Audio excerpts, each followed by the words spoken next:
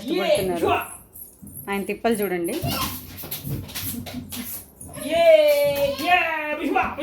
ఏదైనా పనిలో ఇష్టం ప్రేమ ఉంటే ఆ పని అస్సలు కష్టం కాదని మా ఆయన ప్రూవ్ చేశారు.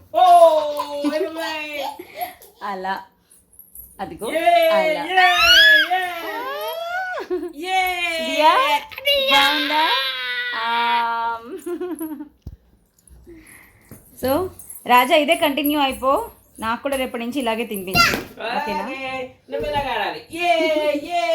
Okay guys, see you.